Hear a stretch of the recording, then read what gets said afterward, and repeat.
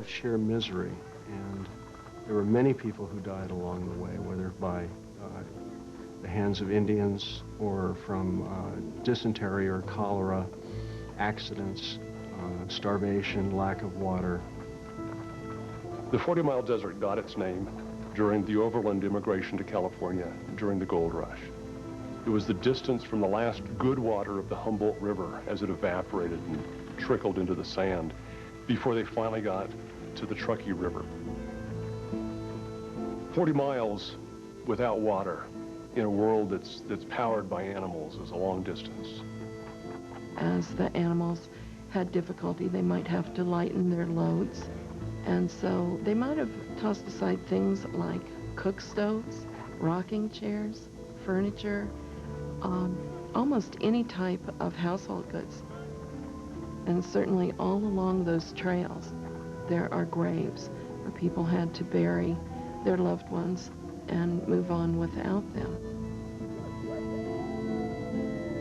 There was a danger of the bodies being dug up by wolves and other predators, so usually people would be buried right on the trail itself, and then the constant tapping down of all of those covered wagons going past would just harden the earth and make it impossible for the grave to be desecrated. So most of the graves were not marked, and there's no way of knowing how many thousands of people died along that route.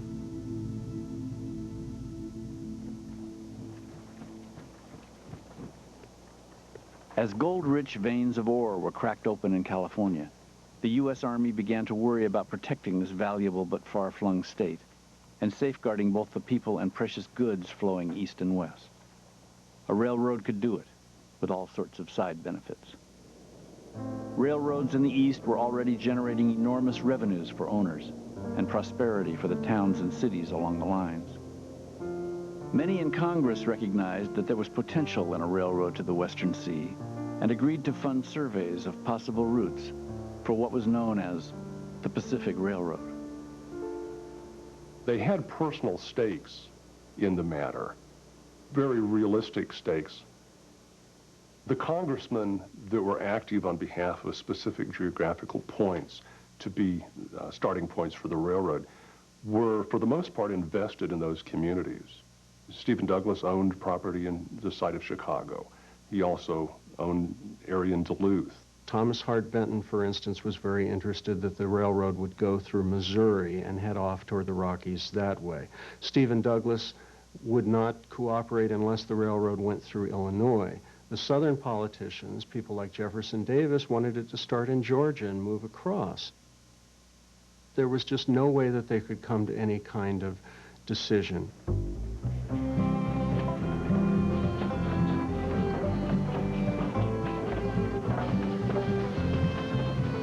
Though Congress appeared to be hopelessly deadlocked, the idea of a coast-to-coast railroad had captured the imagination of engineers all over America, and none more than Theodore Judah.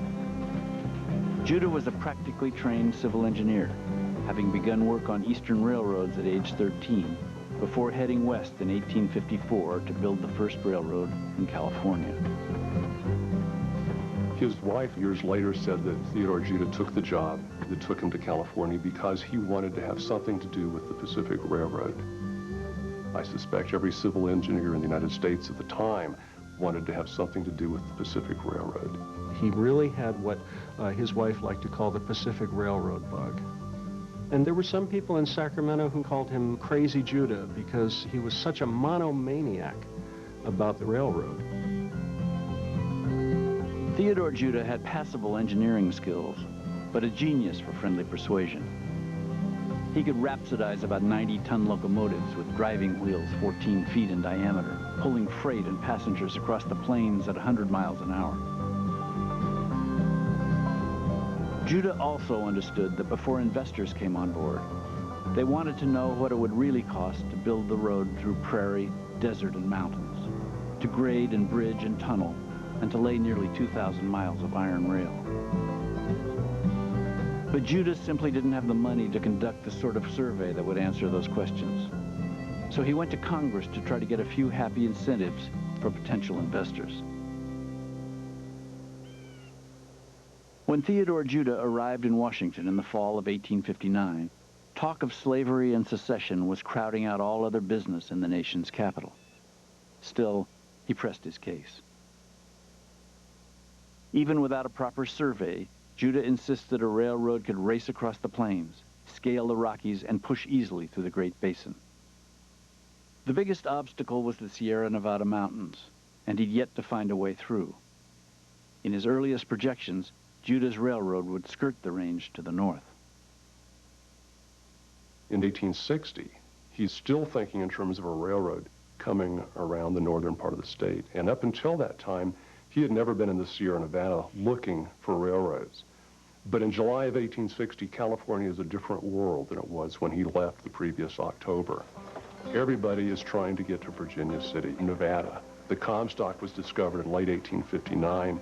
California had basically been in a depression for 5 years. The gold rush had been over, and suddenly there's silver just across the mountains, and there's this huge rush from California to Virginia City. And people are beginning to think they could build a railroad to Virginia City. There's suddenly financial incentive to build directly into the Sierra.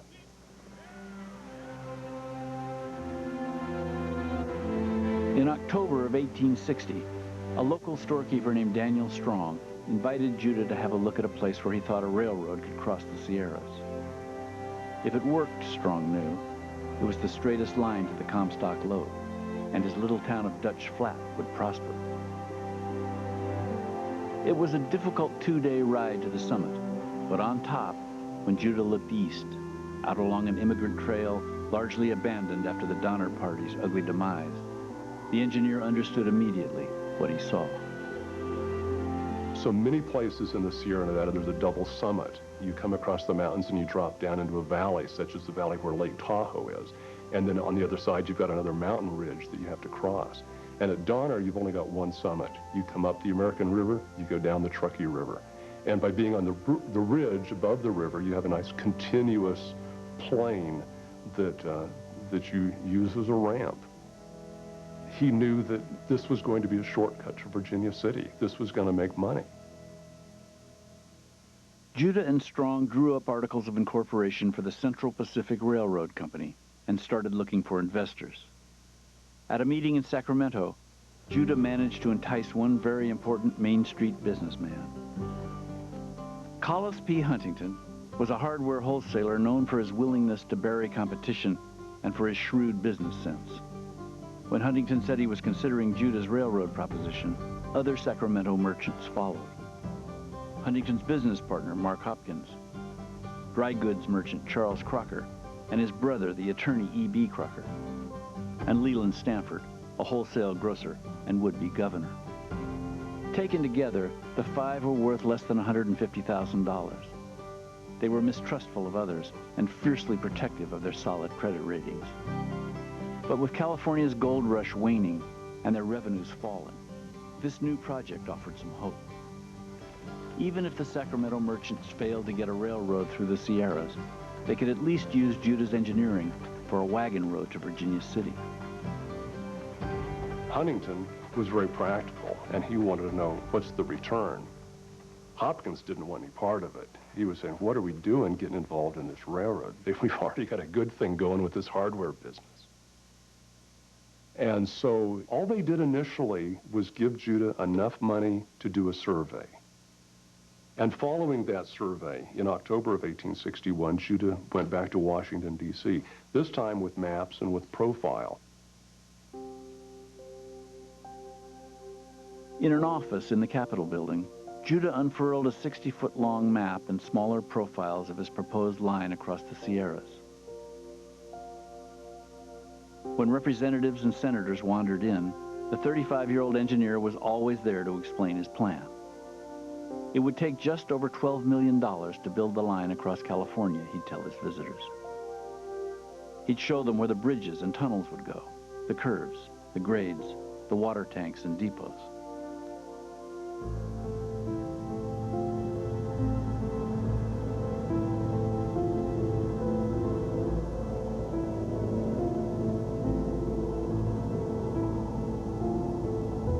Looking at a map was one thing, But what Judah would have to face in reality was the 7,000-foot high Sierras with the terrible weather, the 30-foot snow drifts, the mudslides, the deep rock cuts that had to be done, the tunnels that had to be dug.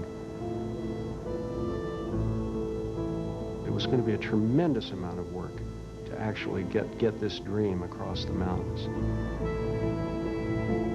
In the Sierras, Judah's plan called for bridging rivers and ravines, carving 20-foot wide shelves out of sheer mountain faces, and driving 18 tunnels, one more than 1,000 feet long, through solid granite. And there was not a manufacturer on the Pacific coast who could provide them locomotives or railroad cars, let alone drills, spikes, and rails. Many in Congress shied at starting such a difficult and costly project as the Civil War raged.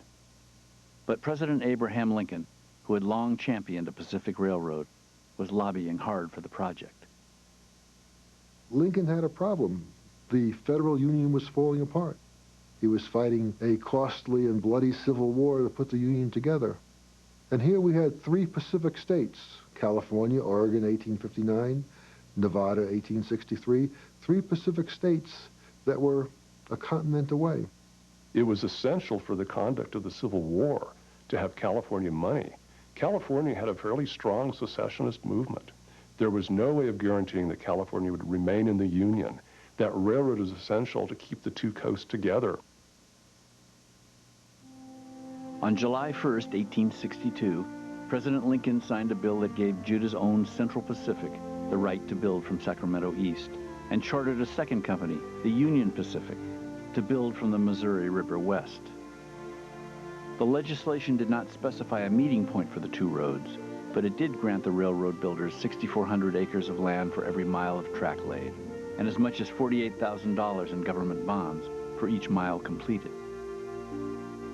There were strings, of course, and enough of them to hang both companies.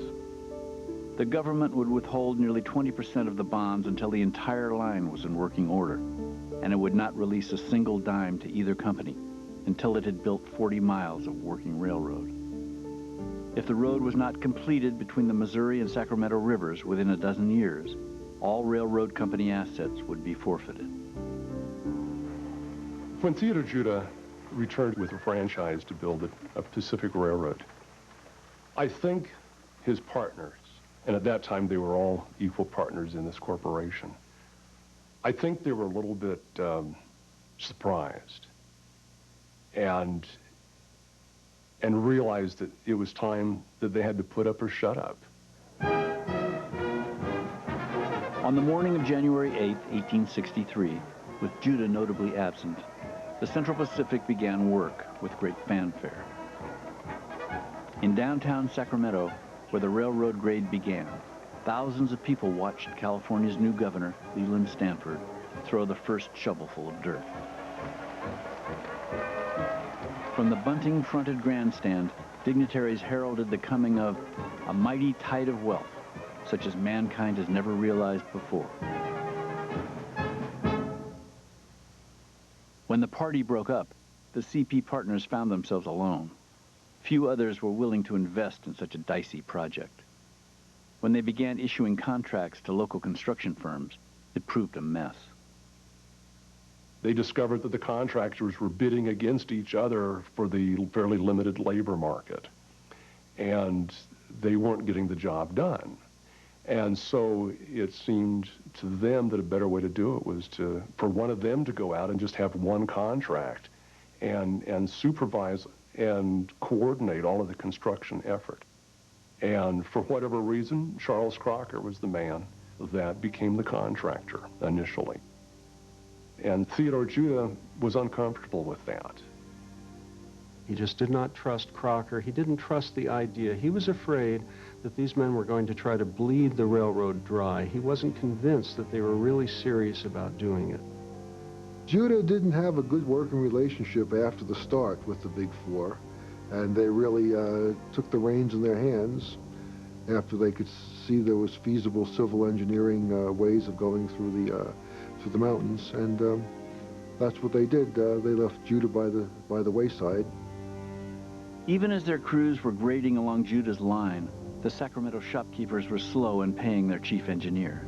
They canceled contracts Judah had made with iron makers in the East, even questioned his lines of survey. In the summer of 1863, there's a showdown, and they basically tell Judah, either you buy us out or we'll buy you out. But there was absolutely no way they were going to go down the same path together from that point on. Officially, Judah was still carried as chief engineer of the Central Pacific Railroad. But Judah sailed east for the East Coast in the fall of 1863. He had seen grade built. He had seen a bridge built at Sacramento. He had not seen any rail laid. He had not seen any locomotives. He had not seen any part of the railroad. Judah is heading to New York. We know that he's looking for partners there to help him buy out these guys in California that he's not getting along with.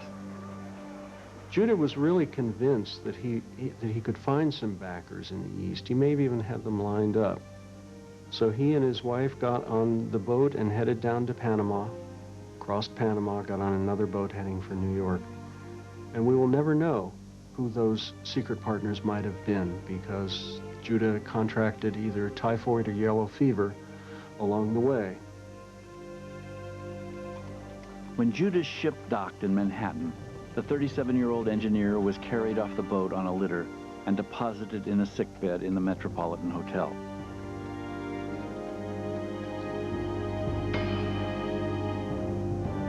On October 26, 1863, while Judah lay a continent away, the first rails of the Central Pacific were spiked to their ties. Before the news of the event reached him, Theodore Judah was dead.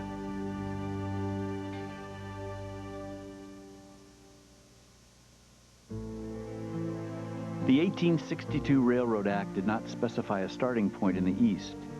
Railroads had already been built out past the Mississippi River, so the jumping-off point for the new road would be somewhere along the Missouri. But again, Congress could not agree. The burden of decision, like so many other burdens, fell on the stooped shoulders of President Abraham Lincoln. In November of 1863, 2 days before he gave the Gettysburg Address, Lincoln puzzled over the maps and financial affidavits provided him by the Union Pacific Company. Lincoln knew the 450 miles across Nebraska's Platte River Valley offered a cheap and easy start. He also knew he had political favors to repay, so he chose, as the eastern terminus, Council Bluffs, Iowa. He was nominated in 1860 on the third ballot. Seward had been leading on the first ballot, and his managers made all kinds of deals. And the bulk of the Iowa delegates to the Republican National Convention switched over to Lincoln, and he really owed them something after the 1860 election. And this was kind of a payoff to Iowa. This was happy news for Thomas Clark Durant.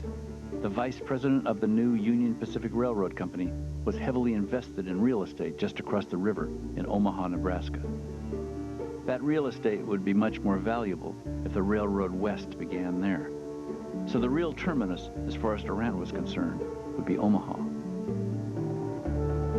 Thomas C. Durant had begun his professional career as a doctor of ophthalmology, but found the world of business a more invigorating occupation for a man of his thrusting personality.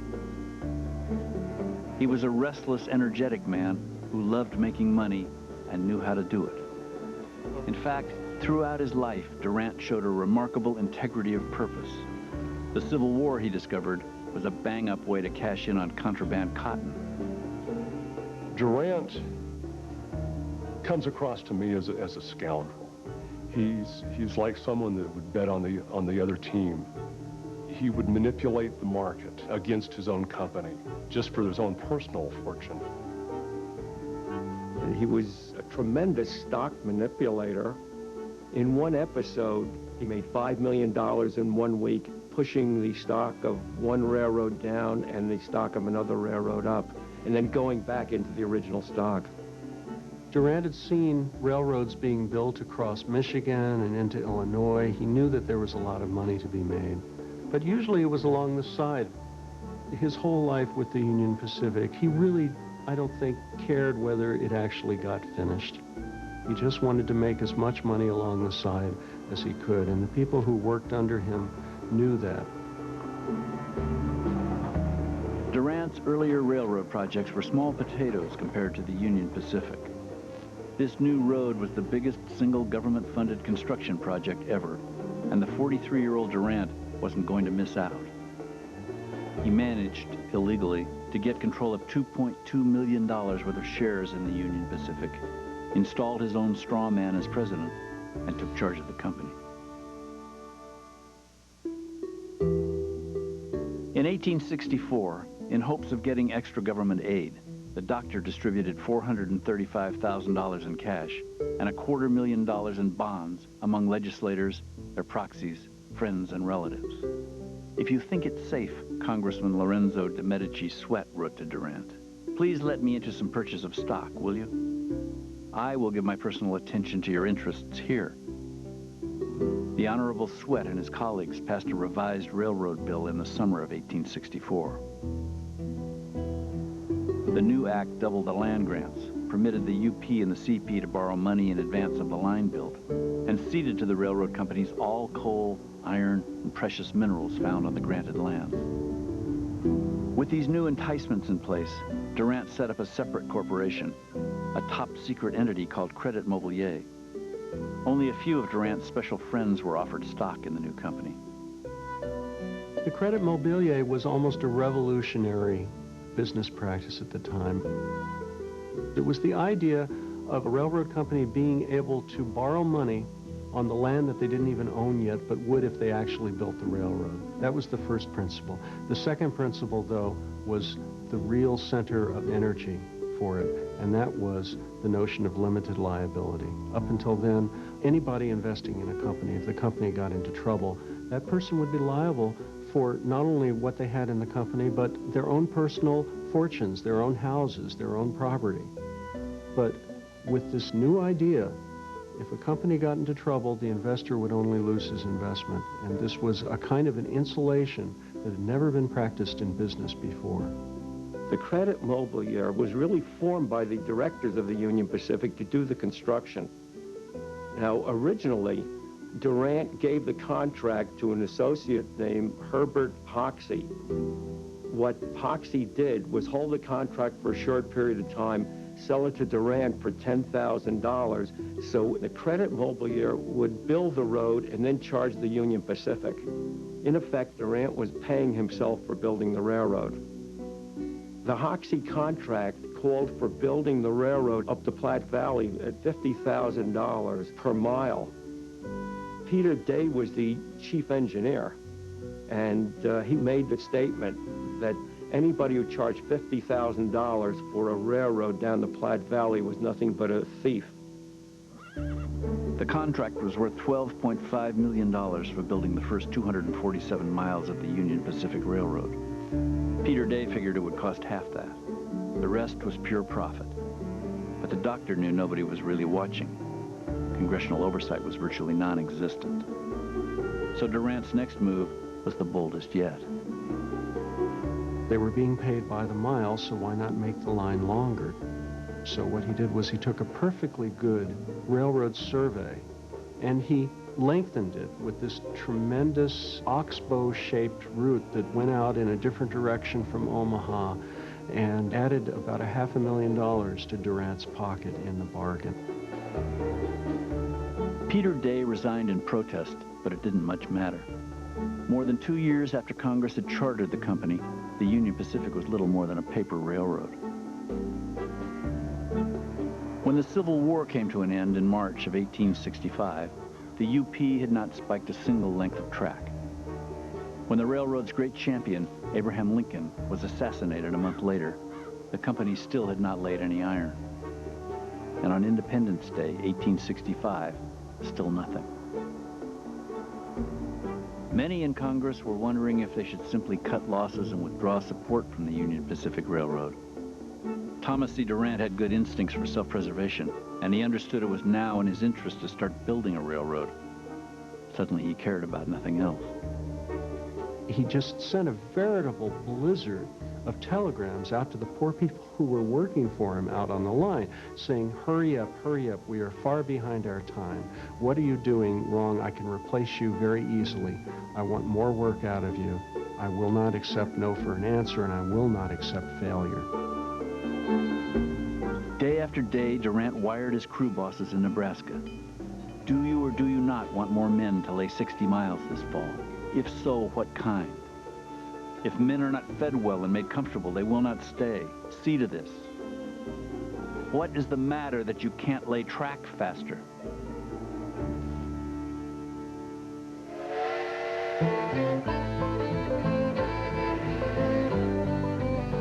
For the Central Pacific, the earliest work nearest Sacramento had proved the least difficult. By the spring of 1865, the company had received more than $2 million worth of federal and state bonds for track built, and had revenues in both passenger and freight service for the 31 miles between Sacramento and Newcastle. Collis Huntington had moved to New York, where he could arrange for shipments of iron and raise East Coast money. Charlie Crocker had found a construction boss, the profane, hard-driving James Harvey Strobridge, who could run the mostly Irish immigrant crews. But Strobridge had constant problems finding dependable men to fill grading and track-laying crews. California still had a small population, and most laborers preferred work nearer the comfort of town or out in the gold fields. They put out handbills all over Northern California advertising they needed 5,000 workers immediately for good pay. They advertised for 5,000, and 200 showed up. And they were absolutely desperate. They finally had the money. Money was burning a hole in their pockets, and what were they going to do? Charlie Crocker suggested to their labor boss, James Harvey Strobridge, let's try some of the Chinese from down in the valley and see if they work out. And Strobridge didn't like this idea. He said, they can't be good workers. They're too weak. They're too insubstantial. Strobridge did not feel that the Chinese were physically able to do the kind of heavy labor that was required, especially in the Sierra Nevadas, the rocks, the granite, you know, the moving of this massive material. And Charles Crocker said, no, they can do it. They built the Great Wall, they can do it. Crocker persuaded him to try 50, and the 50 worked out, so they tried another 50, and those 50 worked out. So then they hired another 100, and slowly but surely the labor force built up. They especially recruited the Chinese. They sent out circulars saying, you know, good jobs in the railroad, and it attracted us. We needed the money. In the Kwangtung province of China, decades of flood, famine, war, and depression had left much of the population without a decent living. Many men left home for railroad jobs in America to support their families. Others left simply to make a new life in a new land. I don't think they saw the West as a white country. They saw it as a country, just a country for anybody. And the Chinese wanted a peace. They were willing to work for it, but they wanted a peace for themselves, a peace for their families.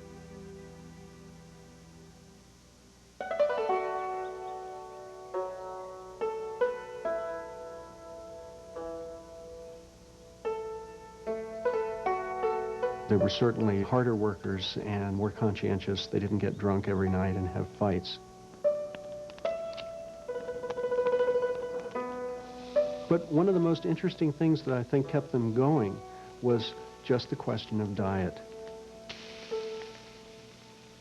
If you went to the Irish camps, you would find them eating boiled beef and boiled beans and drinking boiled coffee. And if you went over to the Chinese, you'd begin to smell the fertile aromas of garlic and cuttlefish and stir-fried pork. When they drank, they didn't drink from ditches. They drank boiled tea. And they also didn't come down with dysentery the way the Irish workers did because of this boiled tea.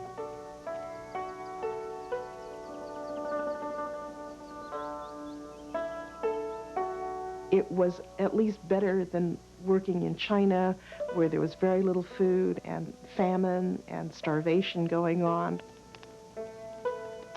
A Sunday meal for the railroad workers was an elaborate banquet in their eyes.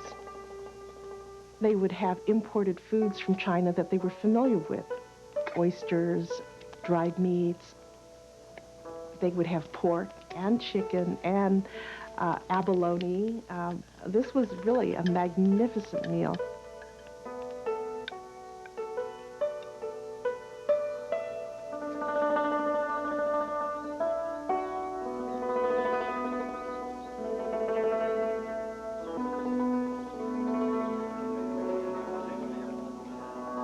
By the turn of 1866, the Central Pacific had 6,000 Chinese immigrants on the payroll from ages 13 to 60.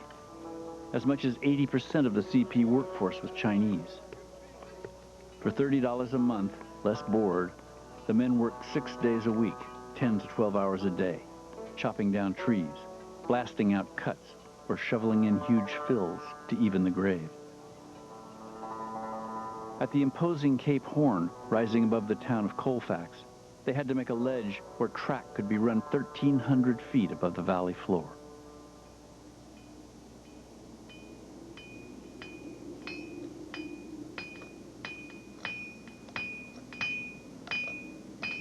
The only way to get the railroad line across was to start slow, to carve out a narrow shelf just wide enough for a man to walk.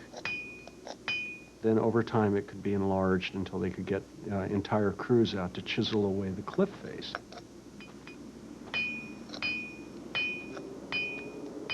They had cut a very hard rock.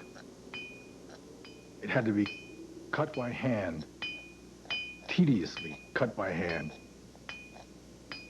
It's hard, backbreaking, dangerous work. They lowered them by ropes, probably looping them around trees a couple of times up on the top. And they would drill in a foot into this cliff face, and then they would fill it with black powder and attach a fuse and light it, and then scramble up those ropes as quickly as they could.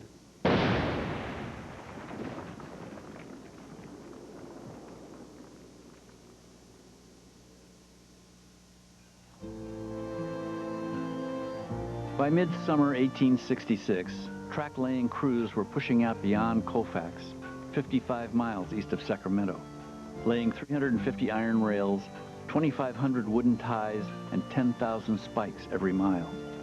And that was the easy labor. Grading remained the bulkiest work. Up to 500 kegs of black powder a day were spent blasting through cuts. Deep ravines had to be bridged by wooden trestles or dirt fill. As the crews pushed farther up the western slope of the Sierra Nevada, shale, sandstone, and cemented gravel began to give way to granite. And the big question loomed: could those mountains be bested?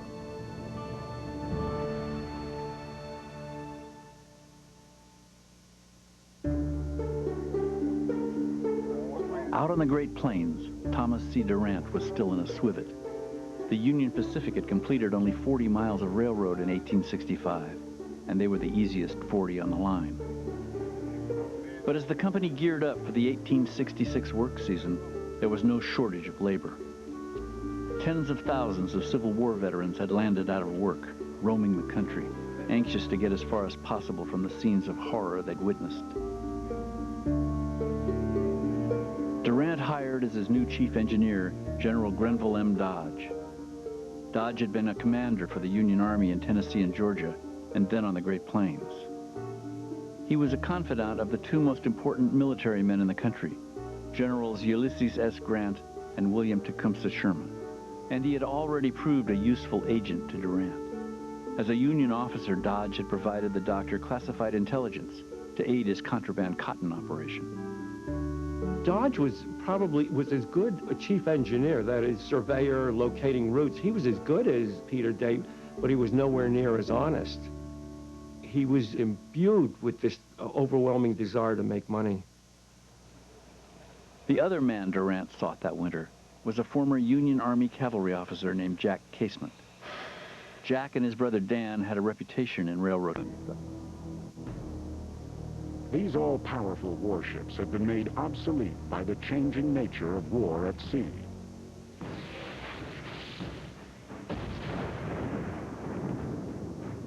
The purpose of a battleship is to deliver devastating fire from big guns at a great distance.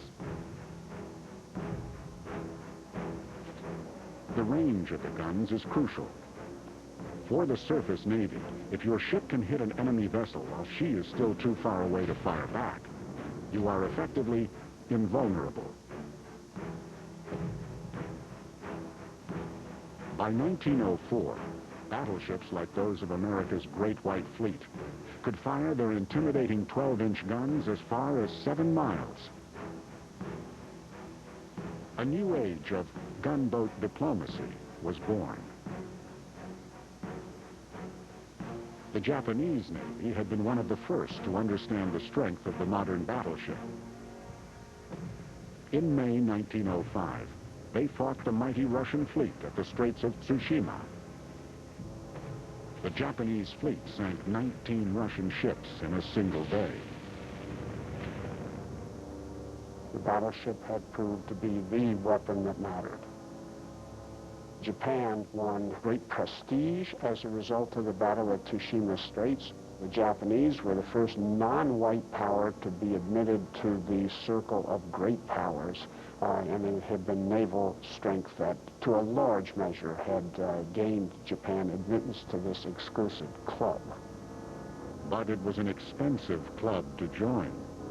In 1922, the Western powers signed a treaty limiting the size of their fleets. As the newest member of the fraternity, the Japanese were forced to go along. There was a great deal of resentment in Japan because British and Americans were allowed to have 15 battleships each. The Japanese were only allowed 9. Japan wasn't about to lose the arms race. They began to think, we'll never be able to compete with the US and Britain on sheer numbers alone.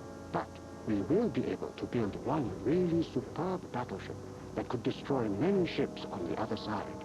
They needed to build this ship in utter secrecy. There were rumors that the Japanese were building ships of unusual size, but the stories were dismissed by one United States Navy spokesman privately as, quote, Nipponese rodent propaganda, unquote. It's part of a pattern of underestimating the Japanese. The construction of the world's largest, most powerful battleship began in complete secrecy at the port of Kure.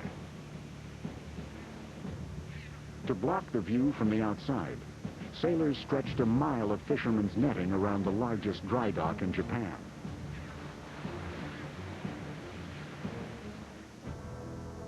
No one in Kure had access to the entire set of plans. Sakutaro Nishihata was one of the designers of the mysterious vessel. Each day, when we finished drawing, we would have to return our plans to our supervisor, who would lock them in a safe.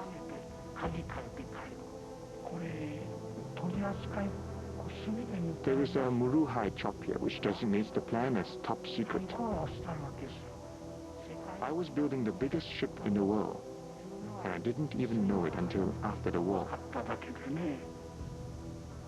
Today, our knowledge of the Yamato's design is fragmentary.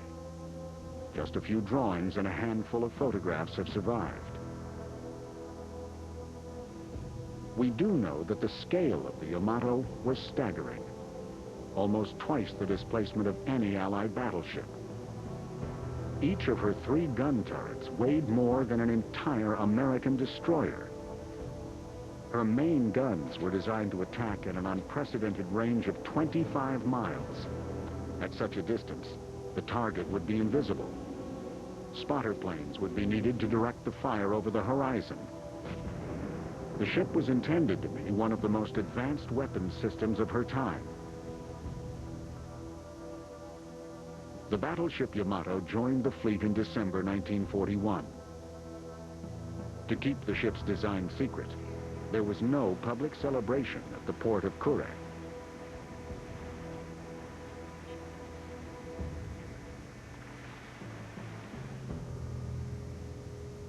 Because of our reading of Japanese signals traffic, American intelligence analysts realized that the new flagship of the combined fleet was named Yamato.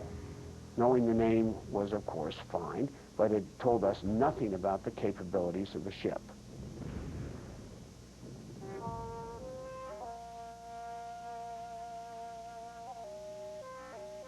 In Japan, the ship's name had a special, almost religious significance. The word Yamato was a poetic synonym for Japan itself. You couldn't get on the Yamato unless you had the top grades. So if you made it, it was a great honor. I thought, how big it is. For a couple of days, I didn't even know how to get back to my own quarters. Everyone was like that. All of us boarded thinking it would never sink. It was encased in the finest thick steel, so it would have to be safe. For us, the Yamato sinking was as unlikely as Japan sinking.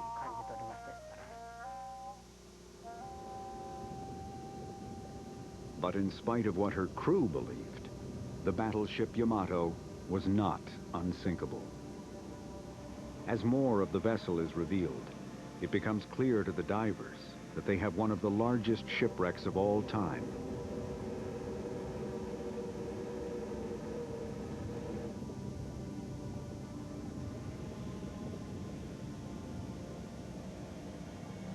The true scale of the vessel had once been a state secret.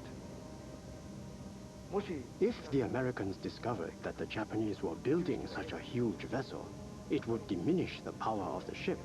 That was not acceptable. So, even the ship's commanding officers weren't told about the true size of the Yamato. Japanese secrecy had proved to be ironclad. U.S. naval analysts believed that the Yamato was about the size of the new American battleships. But the Yamato was really almost twice as large as the Americans thought. The ship had to be so large because she was built around her guns, the biggest guns ever mounted on a warship.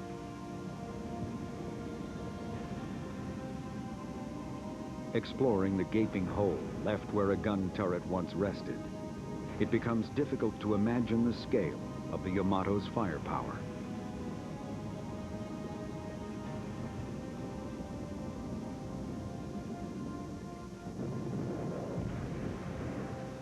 When they fired the guns, they would sound a bugle. When you heard that, you would have to take cover and go like this. You could get thrown 2 to 3 meters if you stood still. Firing 18-inch projectiles at supersonic speeds, with each shot weighing as much as an automobile, the Yamato's guns could punch a hole in armor almost 2 feet thick.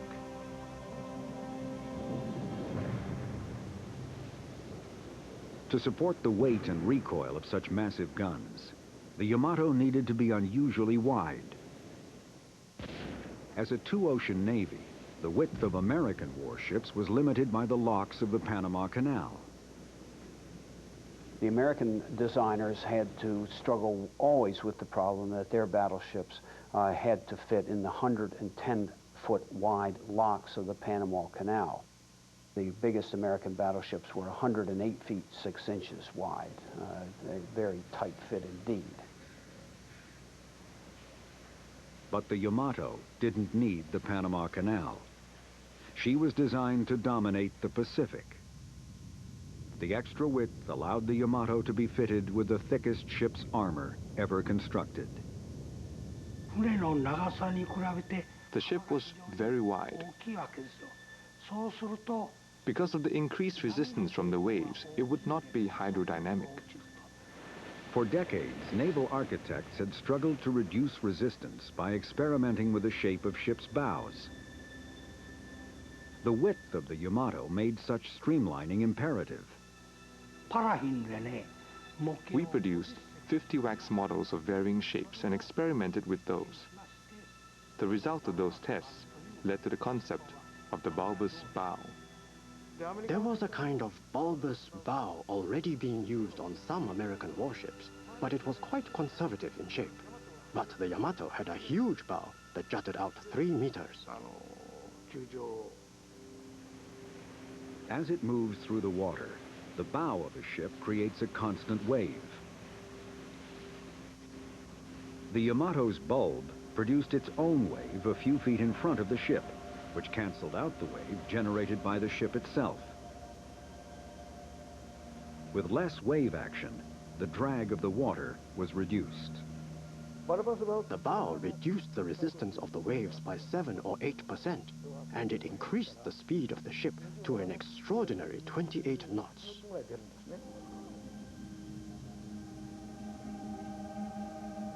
The expedition has located the Yamato's front section sitting upright on the ocean floor.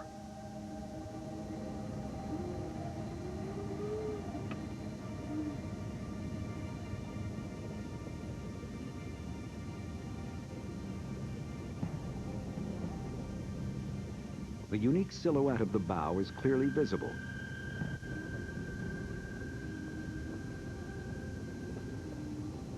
Naval historians will finally be able to analyze the exact shape of the bulbous bow and learn its secrets.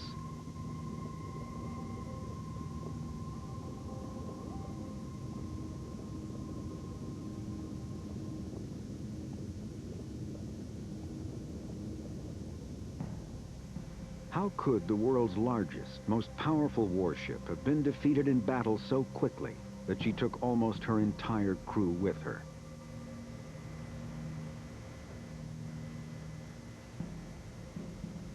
The vulnerability of battleships like the Yamato was first demonstrated when Japan's Navy attacked the U.S. fleet at Pearl Harbor.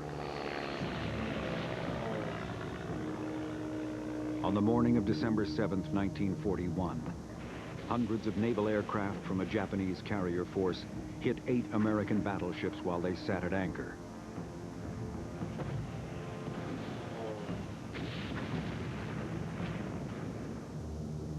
Then, only 3 days after Pearl Harbor, the Japanese launched another air attack off Malaya. Japanese aircraft easily overwhelmed the new British battleship Prince of Wales while she was fully armed on the high seas.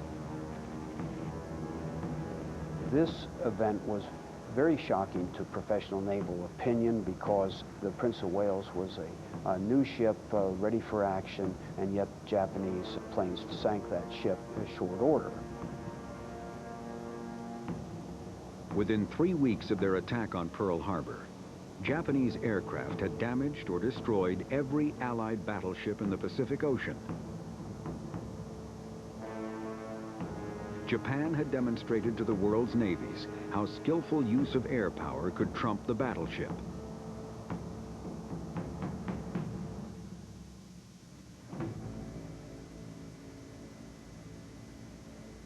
Despite this overwhelming success, the Japanese still put their faith in the invulnerability of the Yamato.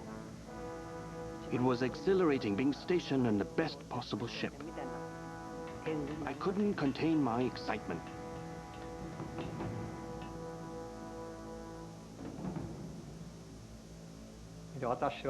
Back then, I really wanted to engage in battle with an American battleship in the Pacific. I kept praying for that to happen. But the days of pure battleship-to-battleship warfare were waning. The Battle of Midway was the turning point of the Pacific War, and it was a contest of aircraft carriers. In June 1942, the U.S. Navy lured the Japanese into a trap and sent hundreds of its aircraft to take on their fleet. In just hours, Japan lost 4 of her carriers and over 330 aircraft.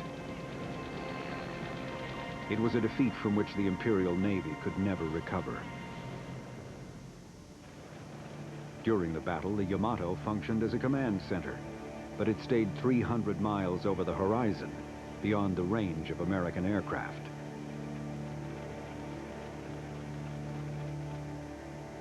After Midway, the Yamato lost the air cover which had been provided by Japan's 4 carriers. she was forced to retreat to the safety of Japanese bases. The crew waited and continued to prepare for a major battleship engagement, which never came. The Japanese never committed the Yamato. They felt they could not risk an irreplaceable treasure. The Yamato, from the end of August 1942 until May of 1943, was at sea for 1 day. Seldom leaving port, the sailors joked about being stationed on the Hotel Yamato. I had it easy. For meals, we didn't have to eat barley. We were given white rice. And there was a free flow of sake.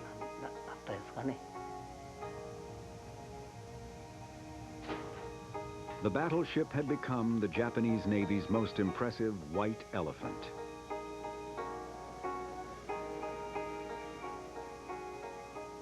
And while the Yamato sat in Kure Harbor, the Japanese Navy was losing the war.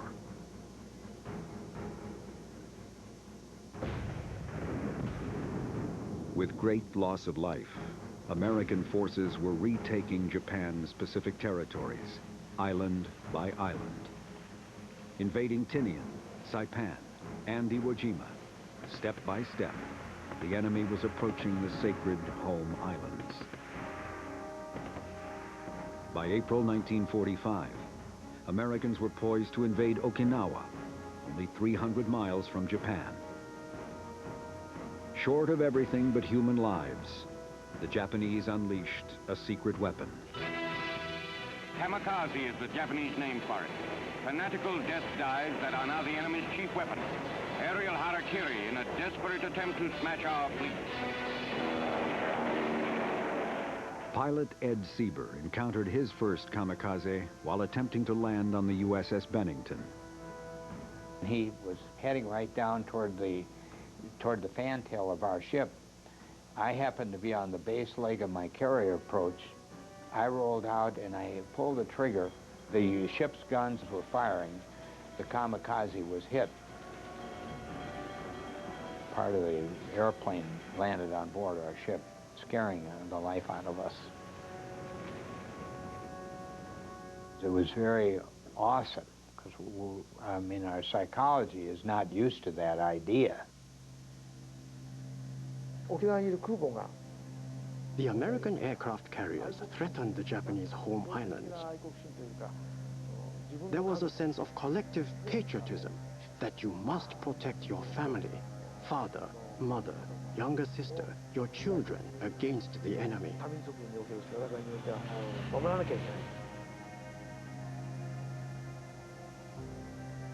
Most of the kamikaze pilot volunteers were university students.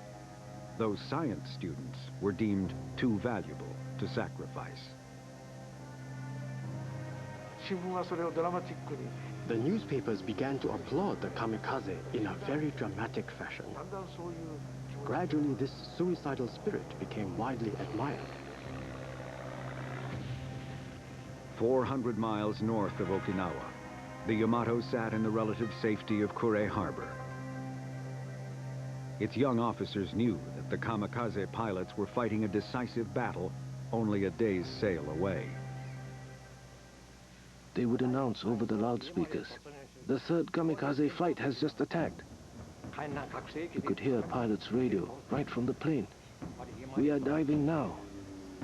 And I would pray, knowing that they had died then, at that instant. By the spring of 1945, the kamikaze had hit 300 ships, killing thousands of American sailors.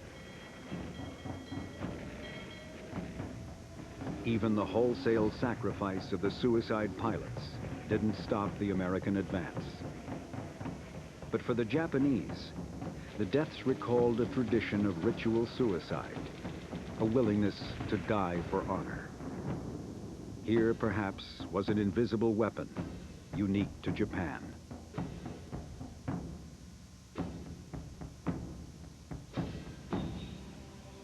While the Americans battled the kamikaze on the approaches to Okinawa, Another battle was raging at Japanese naval headquarters.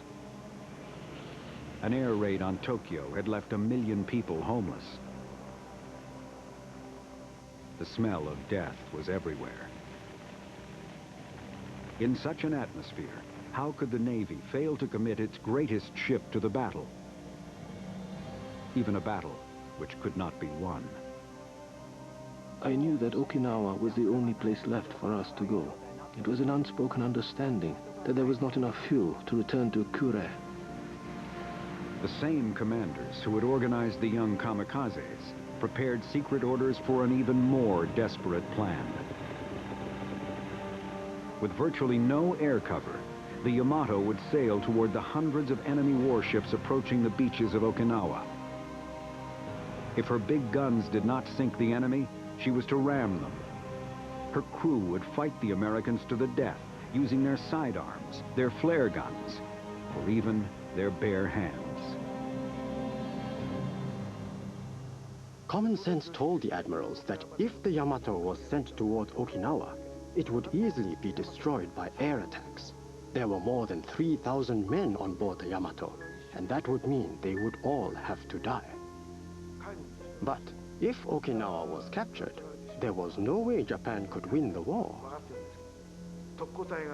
Some said, we can't forget the kamikaze squadrons. With so many pilots dying, how can it be acceptable just to let our largest ship do nothing?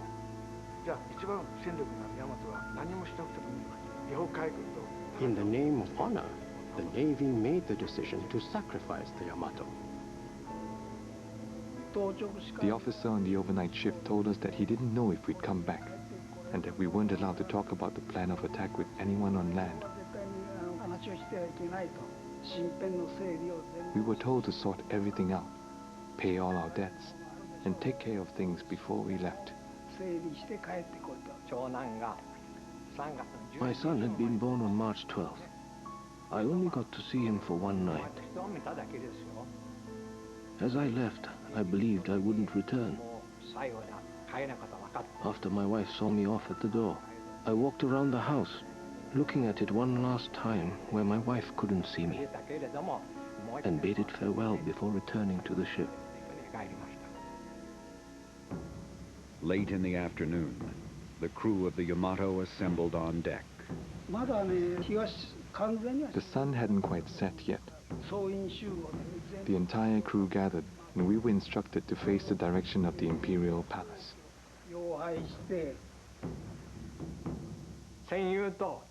We said our final farewells and shook hands with our brothers in arms. Then we sang the military anthem, the song we always sang. No matter how strong our fears, no matter how numerous the enemy, it is then the Yamato spirit pours forth.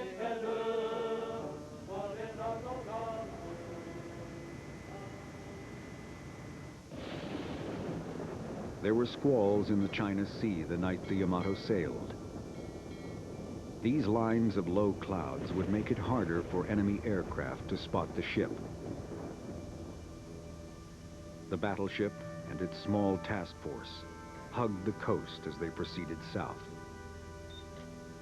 Miles away, across the dark ocean, a screen of destroyers protected the Yamato from submarines. Nothing could protect her from an attack by air. Below deck, on what might be the last night of their lives, the crew was allowed to indulge. The second officer ordered us to unlock the pantry where the groceries and the sake were kept. We were drunk. The officers were not so drunk, but we were drunk to the point of staggering. We were given sake and beer, and we formed circles and drank together. But how could I possibly drink when I was ordered to? In the hours before dawn, the Yamato maintained its course straight toward the 1,500 ship American fleet. As her officers prepared for death, the Yamato sailed on through the night. For Japan, if we're losing, we will give it everything we've got until the very end. That's what characterizes the Yamato spirit.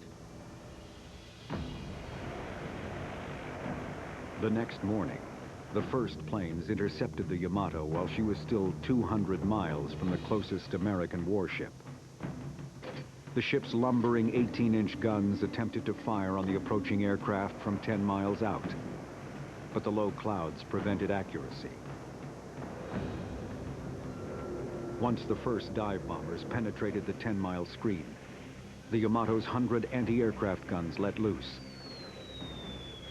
But almost all the planes made it into position, 20,000 feet directly over the ship.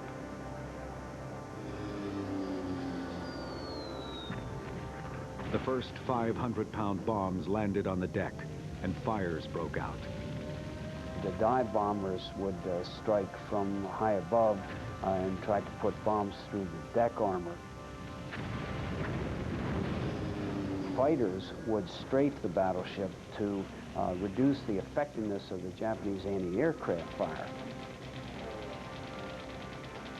The killer, though, would be the torpedoes. It was the job of the airdrop torpedoes to penetrate the Yamato below the waterline, near the bow and stern, where her armor was the thinnest. Like the torpedo pilots used to say, if you want holes in the deck, send the dive bombers. If you want them sunk, send us. The aviators were told to torpedo her only on one side, flooding her on that side, leading the ship to capsize. After a dozen torpedo hits, even the Yamato's 1,000 watertight compartments couldn't save her. The lower decks flooding fast, the battleship was doomed.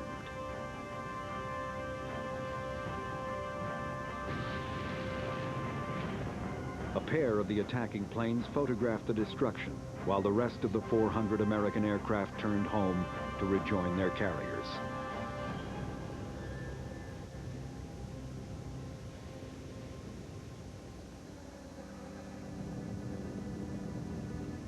How could a huge ship with so many watertight compartments sink in less than an hour? What caused the great explosions caught in the final photos of the battle? By studying the wreckage, the researchers worked to reconstruct the Yamato's final moments.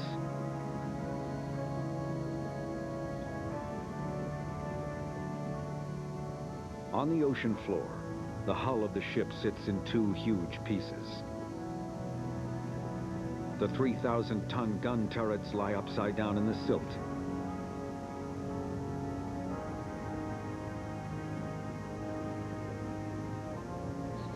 The jagged metal points to a sudden, violent death.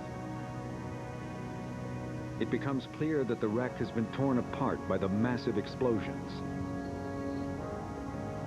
These were far more powerful than the blasts of torpedoes. We have the picture that shows the Yamato exploding, but we never knew how it sank.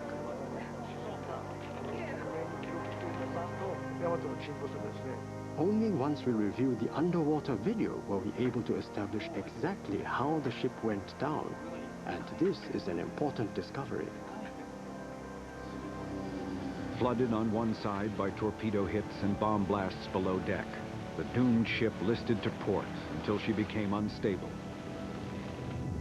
As she capsized, the gun turrets were ripped from their mountings by their own weight and plunged into the sea. In the powder magazines, tons of ammunition slammed together, causing at least 3 more powerful blasts. Perhaps the largest explosions ever to occur at sea. The ship was torn into 2 parts and came to rest 1,200 feet below. For the American Navy, the destruction of the world's most powerful warship had proven to be a methodical affair. A mere footnote in the battle for the Pacific. The sinking of the Yamato was noted with satisfaction in the headquarters of Commander-in-Chief of the Pacific Fleet. but the notice was brief. The Yamato was the only ship left that could cause us problems, and now she was down. For the Japanese, the sinking spelled the end of the Imperial Navy. When I finally saw the actual Yamato sitting on the bottom of the sea, words cannot describe my feelings. When a ship sinks like this, it becomes a cemetery, a sacred cemetery. And so now when I think of the Yamato, I think of it as a graveyard for the men of the sea. When we are in a big debris field like that, you know, sometimes a little detail can change a lot. Very often the shoes make more emotion than any other thing. It's easy to imagine, you know, somebody in the shoes. A picture frame, a bugle, and a porcelain bowl are some of the remains of the Yamato's final day. These are recovered and preserved so that the ship will not be forgotten. The few sailors who made it off the sinking ship do not need reminders. Each propeller blade was 5 meters long, so just one turn created a huge whirlpool. I got caught in the swirling water and there was nothing I could do. I swam and thought about giving up, letting go of the life jacket. I eventually popped up some distance away from the ship. I saw brightness before me, and I opened my eyes to see blue sky. As I was struggling for a breath, I had a vision of my newborn son, and that gave me the strength to keep swimming until I surfaced. To this day, I tell my boy, if you weren't here, I wouldn't be here either. Expecting to sacrifice their lives, the 260 survivors were surprised to be picked up by a Japanese destroyer. After being rescued, I gained a real desire for life. I wanted more than ever to survive. It was the first time I was afraid of war. For weeks, the Japanese Navy refused to acknowledge that the Yamato had been lost with 3,000 men. The survivors were taken to a bombed-out port facility, where they were hidden away. A month after the sinking, those who remained were finally allowed to return to their families. My wife thought I was dead. I was hurt in places and I had a limp, but I was able to limp home fully intact. That was truly one of the happiest moments of my life. For an instant, I felt a sense of shame at having survived, but the shame didn't last long.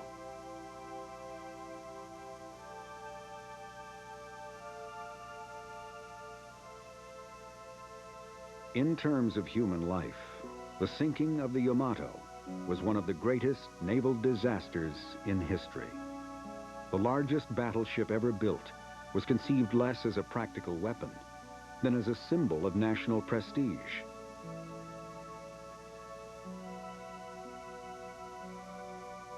When the Yamato left on her final suicidal mission, the admiral spoke of honor and immortal glory.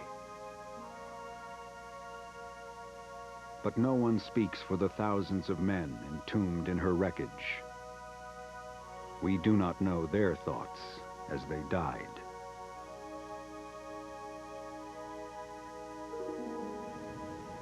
By the end of World War II, the aircraft carrier had replaced the battleship as the floating symbol of national might. In the 60 years since the Yamato was lost, no nation in the world has chosen to construct another battleship.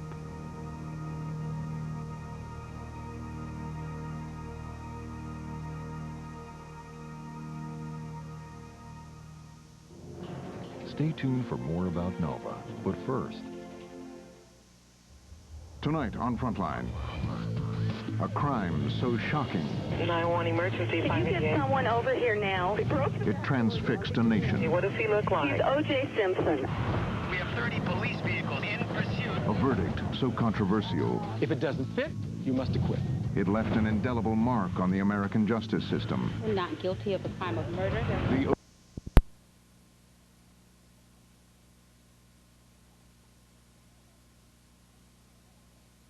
families. Few whites were in sympathy. Where initially there was fear on the part of a lot of people about the possible threats from Indians and from the native population, as time passed, that fear became one of almost hatred. And that's not universal, of course, but it was a pretty strong feeling that we've got to get rid of these people. We're trespassing on their lands, you might say, but we have to permanently get them out of the way, dispose of them.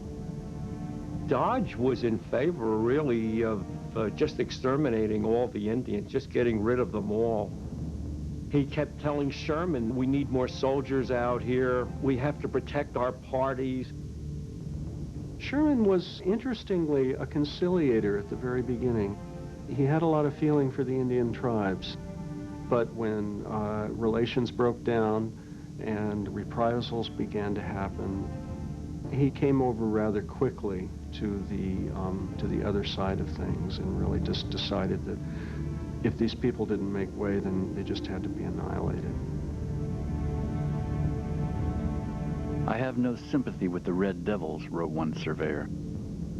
May the greedy crow and dark-winged raven hover over their silent corpses. May the coyote feast upon their stiff and festering carcasses. Education and civilization will be satisfied when they cease to be.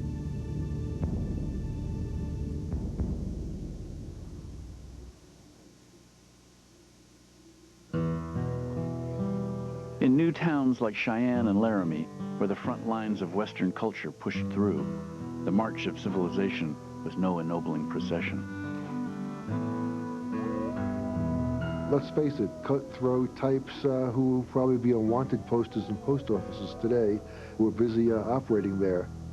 So if you protested that you were shortchanged or someone was cheating at the cards, they're liable to follow you outside and do bodily harm to you or even kill you.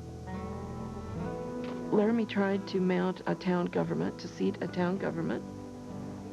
The town council and the mayor resigned after 3 weeks, saying the town was so wild it was virtually ungovernable, and a number of the more unruly members of the community took over. Con Wagner, Asa Moore, Big Ed Wilson, and some of their cronies. It was the consensus of opinion that something had to be done. Accordingly, a vigilance committee was organized, and its first act was the hanging of a boy known as the Kid. This act of the vigilantes served only to intensify the bitter feeling of the lawless element, and these now threatened openly to burn the town. Finally, the respectable people had decided the town had to be brought under control. Something had to happen. And so there was a vigilante sweep through Laramie. Prostitutes and other undesirables were loaded on flat cars, Union Pacific Railroad, and sent off to Rawlins, the next end of Tracktown, which probably wasn't all that wonderful for Rawlins, but others, such as Wagner, Moore, and Wilson, were hanged. And because of the scarcity of trees in Laramie at that time, finding places to hang people was a bit of a challenge.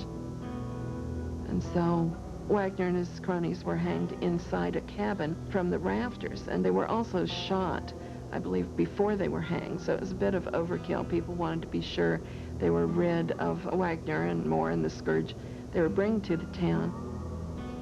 Early the following day, my chum and I hastened to the Keene log building and viewed the bodies.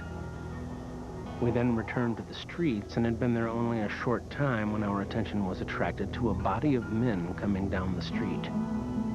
The party had in their midst a man known as Long Steve, who was talking excitedly.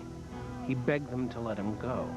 "Boys," he said, "for God's sake, let me go, and I'll start right down that railroad track and never stop till I get to Omaha."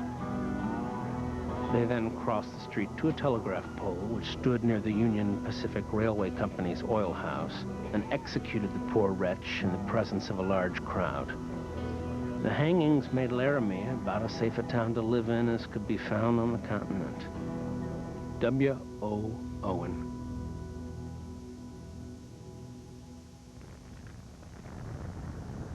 Up on Donner's Summit in the summer of 1867, the Central Pacific crews were still fighting through the summit tunnel. The anxious CP partners already had track laid east of the tunnel, out along the Truckee River.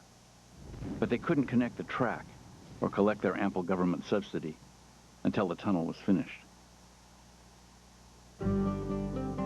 We get to August, and the crew down in the western shaft is working. There's a nitroglycerin blast. They clear away the smoke and they pull away the rubble, and all of a sudden there's a fresh breeze of cool air coming in at them, and they've linked the two western shafts together. And there's this tremendous feeling of accomplishment which redoubles their effort in the eastern face. And 3 or 4 weeks later, at the end of August, they're through on that side. For these years past, gravitation has been so continually against us, wrote Mark Hopkins. At last we have reached the summit, are on the downgrade, and we rejoice. In 5 years of construction, the Central Pacific had laid just more than 100 miles of track. The Union Pacific had laid 5 times that. But with the Sierras finally conquered, Collis P. Huntington wired Charlie Crocker that he could supply him money and iron to lay 350 miles of track in 1868. Could they do it? If the Union Company lay more track than we do, I will pay the damage, Crocker wired back. We will beat the Union Pacific to Salt Lake. Stick a pin in there.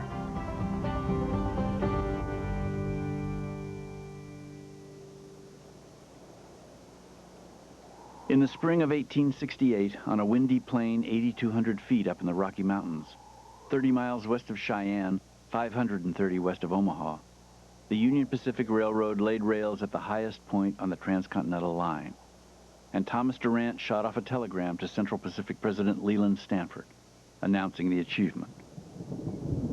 Stanford wired back his congratulations with a sly rejoinder. May your descent be rapid. The effect of the original railroad legislation was just now becoming clear. It had made the two companies bitter rivals. This was a zero-sum game. Every dollar gained by one company was a dollar lost to the other. And only one company would get the valuable coal fields in western Wyoming and eastern Utah. I'll be damned, Durant had said, if I would not prevent the CP from coming more than 200 miles east of California. In the nation's capital especially, it was beginning to look like the fight would be costly. We have Congressman Oakes Ames down in Washington. The Credit Mobilier had just declared a dividend. It was quite a high dividend.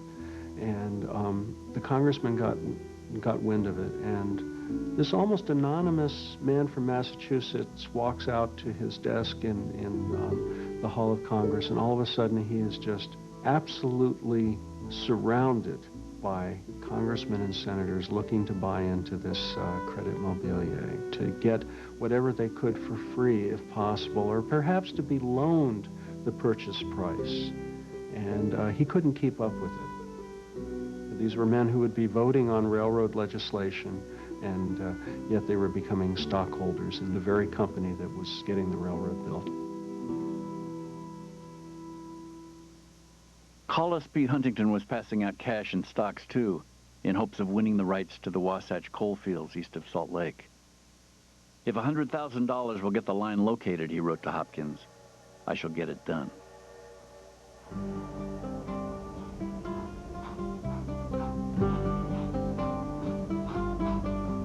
Central Pacific engineers were at pains to keep the supply trains running through the deep Sierra snows.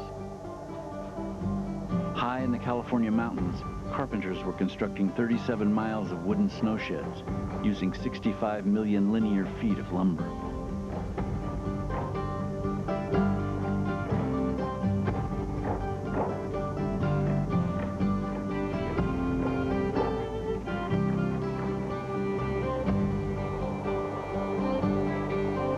The Central Pacific had prided itself on its workmanship. I mean, you go up in the Sierras even today and you look at those retaining walls and those culverts that were built by hand by the Chinese, and they're still doing their job, and they're still objects of beauty.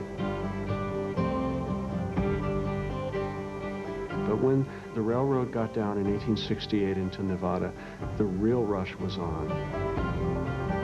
Make it cheap, Huntington told his partners. When you can make any time in the construction by using wood instead of iron for culverts, etc., do it. And if we should now and then have a piece of the road washed out for want of a culvert, we could put one in thereafter. Huntington kept saying, build faster, build with the devil behind you and heaven ahead of you. Build, build, build. Speed was never easy for the Central Pacific. Everything from locomotives to rails to spikes still had to be built at ironworks in the east, and then sailed around the tip of South America to the San Francisco docks, loaded onto steamboats, and shipped up the Sacramento River. Schedules rarely held. Much-needed spikes, rails, and rail chairs sat under becalmed sails.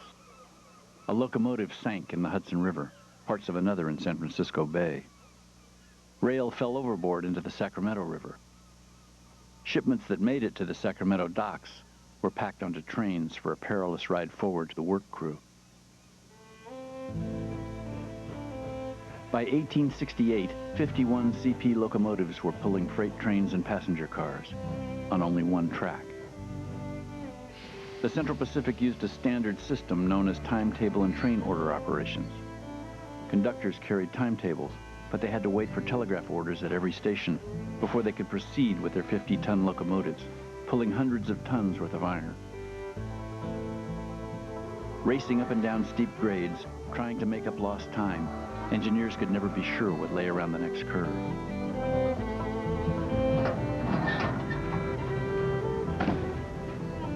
The Central Pacific and Union Pacific were both what is called dark territory. There were no wayside signals. And these written train orders on tissue paper blanks, called by the crews flimsies, because they're on flimsy paper, are all that keeps trains apart. You send a train out, it's supposed to be at such and such a place at 2 o'clock.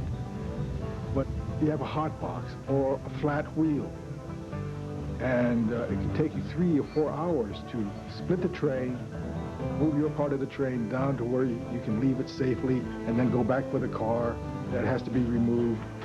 And meantime, the rest of the train is left on the track. Nobody knows it's there. It might take a half a mile or a mile to stop one of those trains. The engineer could try to reverse the motion of the engine and use that as a braking force, but the main braking force was the handbrakes. You didn't have air brakes in those days, so you'd have to tie each brake on each car by hand. When the engineer whistled one whistle signal, that means down brakes, then the brakeman on top of the cars would start tying down the handbrakes. And a brakeman will start from the engine end, and a brakeman will start from the caboose. And they'll be working their way down each car, tightening the brakes. The space between cars is roughly 5 or 6 feet, and you're liable to slip, especially in the wintertime. And if he slips, probably the whole train will crash.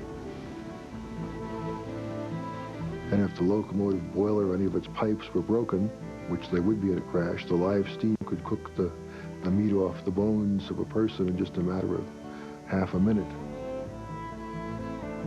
In one 3-month span, there were 4 separate crashes on the Central Pacific Line.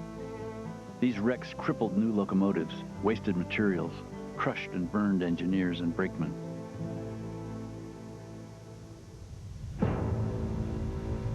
As the pace of construction quickened, the toll increased for both companies. The nation's great railroad project devoured lives. Iron workers making rails in Pennsylvania dropped dead from the heat of blast furnaces. At the tunnels near Donner Summit and across Nevada, hundreds, maybe even thousands of Chinese workers died while building the line. We do know that in 1870, there were 6 carloads of coffins that were going to be shipped back to China, and the cost of the freight was $10 per coffin. Beyond that, we don't know. I wonder about their names. And I'll probably wonder about the names till the day I die. The bodies were just buried by the wayside, and later, you know, some of them were moved and went back to China. And unfortunately, not one name. The railroads didn't take names. They only took bodies.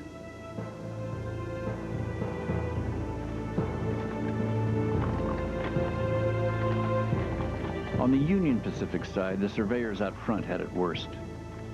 In his personal diary of the summer of 1868, surveyor A.N. Ferguson noted 45 men killed by Indians, 6 drowned, 1 construction worker killed falling off a bridge, 10 shot dead in robberies or fights, and 1 killed by a stray bullet while sitting in his tent.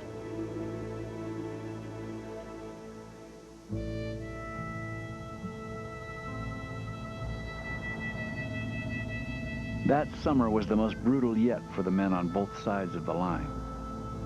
3 years and 680 miles into construction, and the UP was finally running into the sort of obstacles the CP had faced in the Sierras. In the mountains of eastern Utah, 4 tunnels had to be dug, one through black limestone and another through quartzite. The tunneling and grading work in Utah was contracted out to Brigham Young and his Mormon followers. Behind them, the Union Pacific track layers were choking in western Wyoming's alkali desert. Temperatures rose to more than 100 degrees by day and fell below freezing at night. Mules died by the dozens, left to rot trackside as the crews moved on.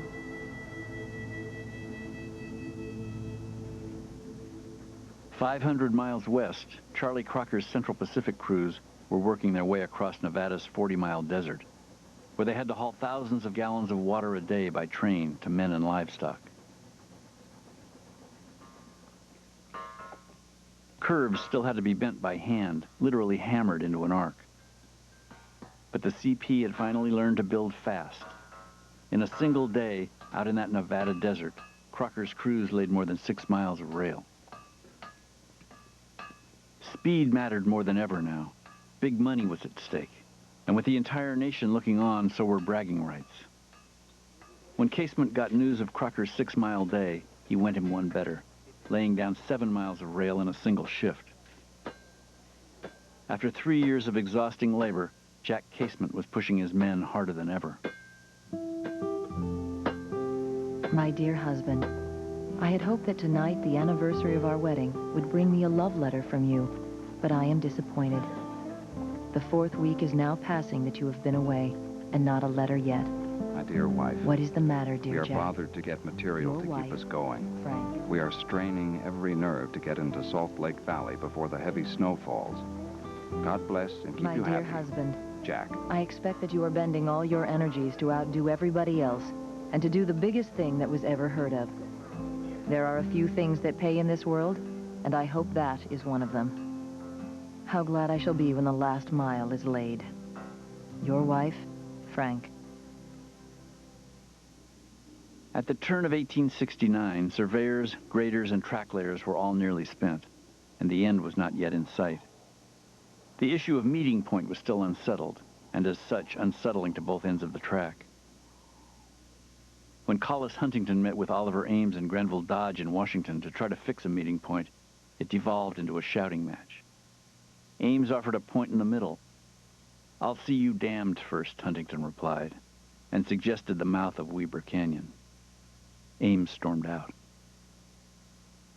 Grading crews from the companies had already gone past one another and were working side by side, leveling 2 separate lines, sometimes 100 feet apart. But only one company would be paid for its work. The Union Pacific especially was desperate for cash. Both the Casement and the Mormon crews were working without pay. Meanwhile, Credit Mobilier was paying out huge sums to Durant, the Ames brothers, and other stockholders. including the wife of Union Pacific's grasping chief engineer, Grenville Dodge. Mrs. Dodge owned 100 shares of stock in the Credit Mobilier, and the dividend was absolutely enormous. The Credit Mobilier, over an 18-month period, paid 341%. So if the stock was worth $200 a share, at 100 shares, she got a dividend of almost $70,000. So they're paying themselves all this money, and the Union Pacific has no money left.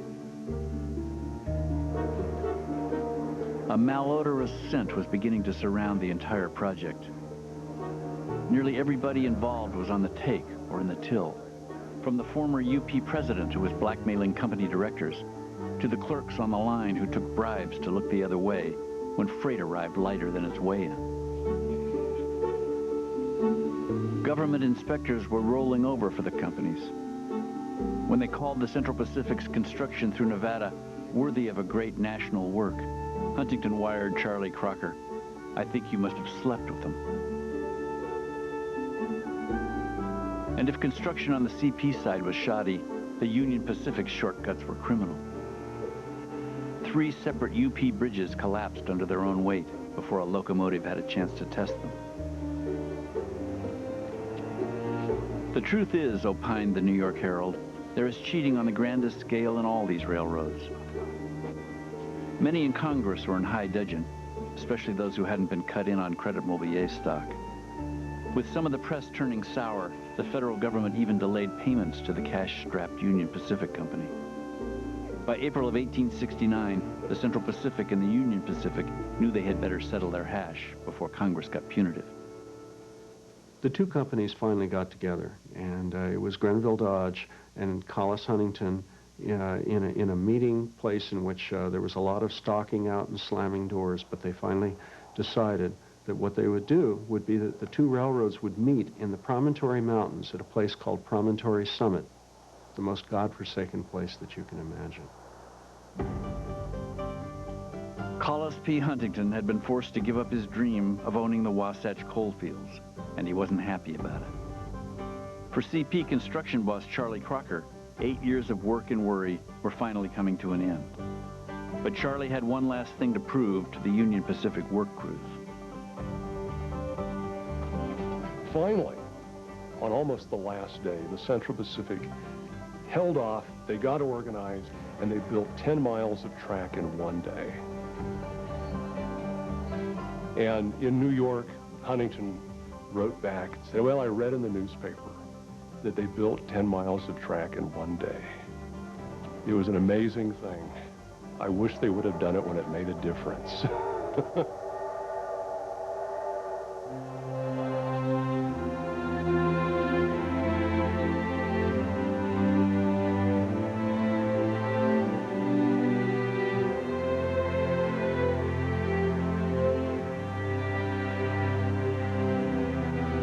In early May 1869, the competing companies neared the north end of the Great Salt Lake, and the day of completion.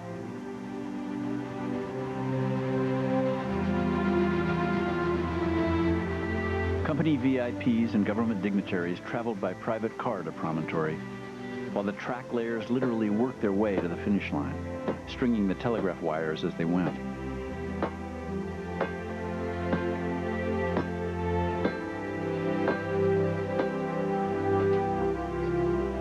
On the morning of May 10th, 1869, under brilliant blue skies, all gathered at a recently tossed-together settlement in northern Utah, and the whole country listened in for news of Promontory.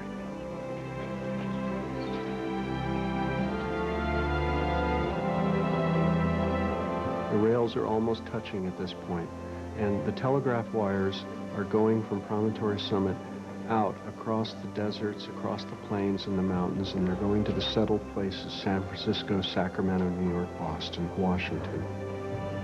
And it's as if there's a gigantic electrical circuit linking the nation together for the first time in history. In every city and town in the United States, it was like there was a collective indrawn breath taken.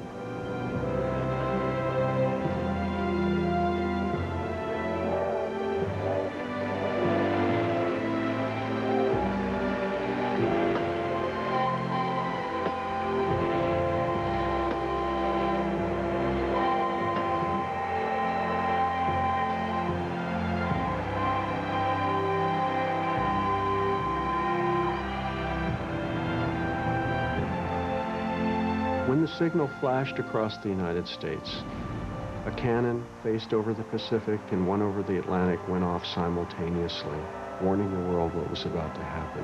Church bells and fire alarms in every city and town in the nation went off. Crowds cheered, fireworks went off, parades began, thousands of people kneeling in prayer. It was as if the entire country was suddenly linked at this moment.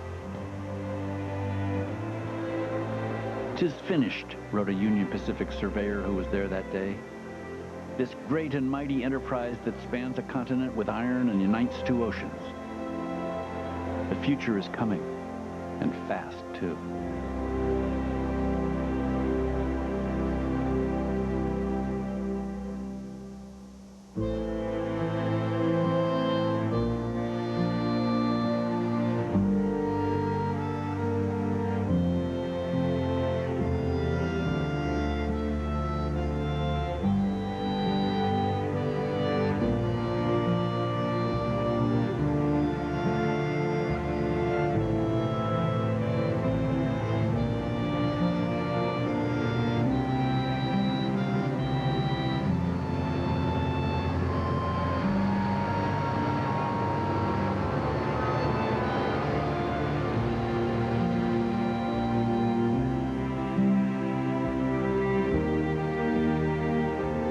Much of the original Transcontinental Railroad line was so poorly built that both companies were forced to begin shoring it up right away.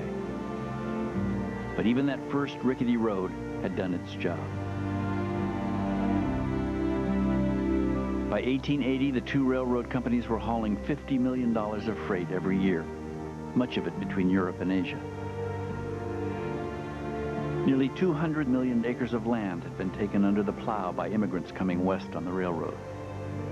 The tattered remains of the Plains Indian tribes had been shoved onto reservations well north. For those involved in the railroad's making, the results were not always happy ones. For the Chinese, the thanks of a grateful nation included a series of vicious laws that blocked them from citizenship. The Mormons never did receive the money owed them by the Union Pacific. And though Frank Casement got her husband home for a time, he soon left Ohio to chase fame and fortune, building a new road. When the railroad company's financial shortcuts became an issue in the 1872 elections, Congress embarked on dramatic and well-publicized hearings. Collis Huntington and his partners were little help in the investigation. They were sorry, they said, but they'd thrown away all their records. Thomas C. Durant, as always, slipped the noose. Even as he was testifying, he was buying up more than 700,000 acres of land in upstate New York, developing a new railroad. Congressman Oakes Ames, who had dealt Credit Mobilier stock to his fellow legislators, became the lone scapegoat. Oakes Ames was tossed out of the Congressional Club, and virtually everyone else got off scot-free. Ames retired in disgrace and went back to Massachusetts, and he was dead within a matter of weeks, I think just of accumulated griefs over the whole scandal. The scandals are important, the corruption, what it says about American society, what it says about what happened to the Plains Indian tribes.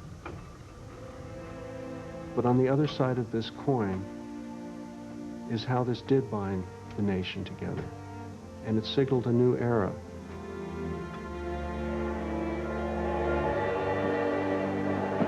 It brought so much change at a rapid, accelerating rate. It meant changing the lives of Indian people, white settlers, even the game in the area. In a way, it was the mark of an era that meant perhaps even national completeness. It was an enormous event for the country. A journey that might have taken 6 months by wagon could now be accomplished in a matter of a week or two. Goods became available, readily available. Towns sprang up along the railroad. you see a whole new world opening up at a critical time in America's development. The railroad now allowed ideas to go from the East Coast and the West Coast, newspapers, stories, novels. So it's not just goods, it's not just products, it's not just ideas, it's a whole, in a sense, revolution.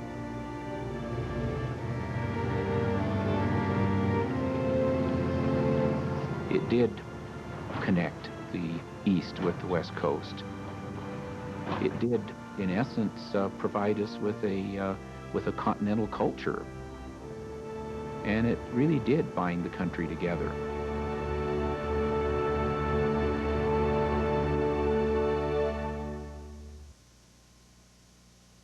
There's more about the railroad at American Experience Online. Learn more about Native American tribes in the West and tour the railroad's route today with the film production team. All this and more at PBS Online, pbs.org, America Online keyword PBS. To order Transcontinental Railroad or other American Experience titles on video cassette, call PBS Home Video at 1-800-PLAY-PBS. Next time on American Experience, John Nash, winner of the Nobel Prize, inspiration for the Oscar-winning film, his psychotic break, his remarkable recovery, a brilliant madness. Next time on American Experience. And coming in April, the long shot who captured our hearts. Seabiscuit has got the lead, and the battle is on. Seabiscuit, this April on American Experience.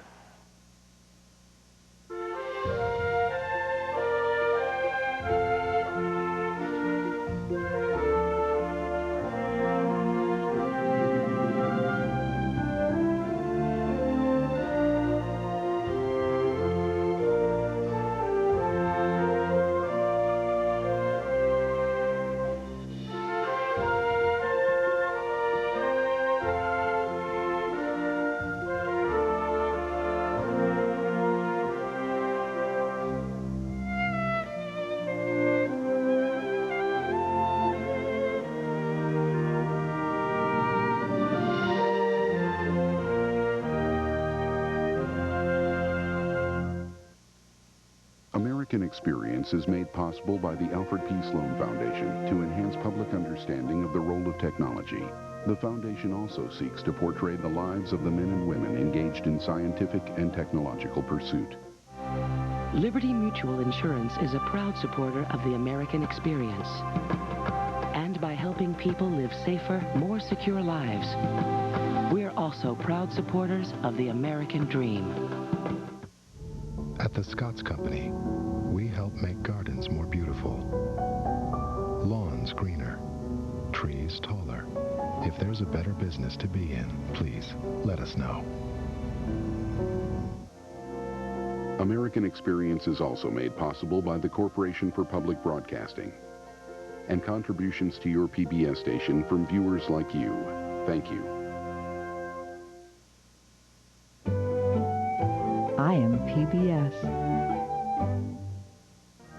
This season on American Experience. They had no options. Babies like that are supposed to die. Thousands of babies would live because of two men from different worlds. A white surgeon with uncommon vision and a black research technician with the hands of a craftsman. Unable to share the same lunch table, they would stand elbow to elbow in the operating room and change the course of modern medicine. Together, they would become partners of the heart. I postponed sex actually till after I was married, but not through any lack of interest. The fear was that sheer availability of contraceptives would increase sexual encounters. It changed sex. What was allowed in terms of contraception? The answer is zero. Zip. The opposition is mainly from the hierarchy of the Roman Catholic Church. It changed religion. It was stunning when the pill was first approved. It was literally handed out like candy. But there was a very dark side. It changed politics. We are not going to sit quietly any longer. You are murdering us. It changed everything. You cannot understand modern women's history without thinking about what the pill did for women and also what the pill did to women. The pill. She was taken from her home in Vietnam. When I left, I was confused more than anything. Why my mother wasn't coming with me. To begin a new life in America. My adopted mom, she did everything she could to make me American as possible. Now she's going back. It's going to be so healing for both of us. A story of family and the ties that bind. How could I love this person that I don't even know? And the ties that break. I just don't know anymore. Daughter from Da Nang. I just don't know. In The Sport of Kings, he was an unlikely hero. Maybe the fact that he had the hard scrabble beginning, maybe the fact that he wasn't good looking, he was blocky, he was coarse. He looked like he ought to be drawing a cart with ice behind it someplace. Until he met a washed-up jockey. I don't know how he held himself together, especially when they tore his leg open, when the bones were fractured, and I don't know how he stood it. Together, they made history. He was merchandised to a phenomenal degree, and he was a superstar. He would have been a superstar in any era, but he came along in a time when America was desperate for inspiring heroes. Piloting the shuttle pod. Where exactly will we be going? Somewhere in the Pranaya system, no doubt. As far as the exact location, Admiral Forrest doesn't even know that. Seems the sub-commander's on a highly classified mission. Is this Pranaya Prime inhabited? The Vulcan database says it has a methane-based atmosphere. So she's going to another planet in the system. Are we supposed to play some kind of guessing game? No, we're supposed to wait at Pranaya Prime for T'Pol and Travis to finish their mission. And do what in the meantime? I could use a few days to recalibrate the torpedo launchers.